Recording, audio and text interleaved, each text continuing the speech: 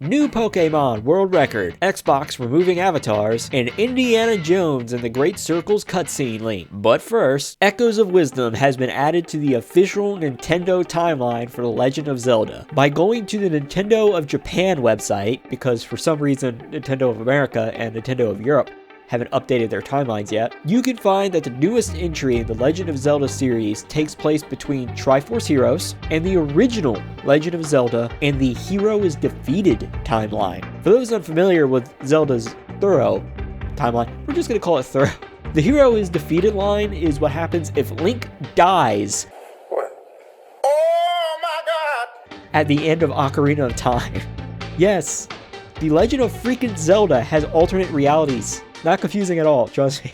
In other news, the record for most Pokemon caught by a group in 24 hours has been broken. PokeTuber, I hope that's used right, PM7 assembled a group of over 75 fellow creators for a shiny hunt that started at noon Eastern Standard Time last Thursday. That's November the 22nd. The group annihilated the previous record of 588 set in 2022 with a staggering 1,708 shiny Pokemon caught. Congratulations to PM7 and to every creator that contributed. Y'all's impressive performance just took that record to the absolute stratosphere. I mean, it's gone. It's gone now. It's all up there somewhere. I don't know. Bravo.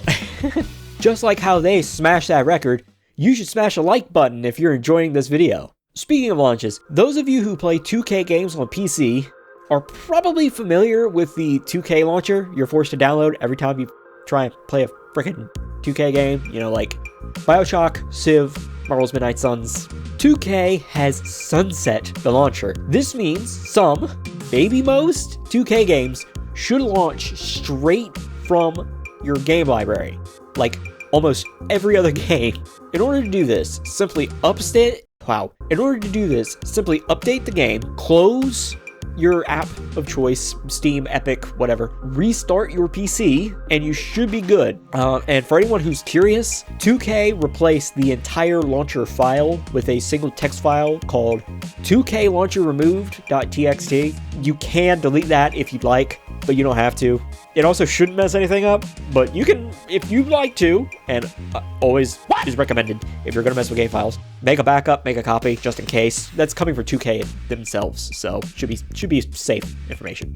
And yes, you can still use your mods. This change shouldn't affect that. Some games have like mod launchers specifically built in. You should be able to go through that and do everything with mods there. Though maybe do some research beforehand, just in case, because smaller changes have caused bigger issues with mods in the past. So I would do my own research and make sure that is accurate, that no one's having issues before removing the launcher and anything like that. Speaking of removals, Xbox has announced they are shutting down their Avatar Editor app and removing all characters created in the app on January the 9th of 2025. If any of you are now worried for your characters in 360, you don't have to be. This is only for the avatars made using the Xbox One version of the app or Xbox Series XS version of the app and PC. Your 360 characters are safe for now. Microsoft explained the newer avatars are being removed, quote, due to low engagement and a shift in focus towards delivering other player experiences, end quote. Any purchases made using the Xbox Avatar Editor from November the 1st of 2023 to January 9th, 2025 will be refunded as soon as the editor goes offline. So you don't need to worry about losing any money you spent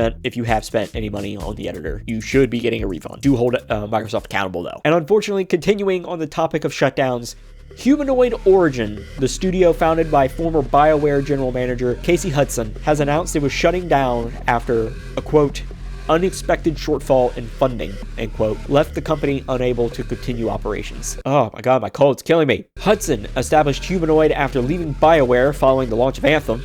Remember Anthem? I don't think very many people do. According to Hudson, the name Humanoid Origin came from, another quote, the idea that in a world of AI-generated content, the creativity of our games originates with the talented humans on our team, end quote. At the time of its closure, Humanoid Origins estimated 70 employees were working on an unnamed multi-platform AAA sci-fi game. It is estimated that over 14,000 10,000 people have lost their jobs in the gaming industry this year, according to Obsidian. That comes after about 10,500 people lost their jobs last year. I sincerely hope that all of the workers are able to find new homes for their incredible talents very, very shortly. Best of luck to you all. In an attempt to end this episode on a high note, let's pivot to a story about Machine Games' new Indiana Jones game. Indiana Jones and the Great Circle will be the largest game Machine Games has ever made, according to the company's creative director, Axel Torvenius.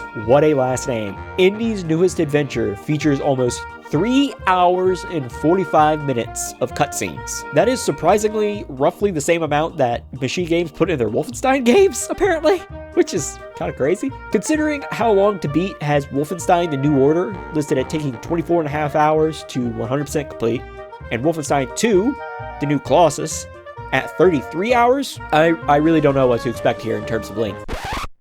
I do, however, have an idea of what to expect from Black Friday, and you can too.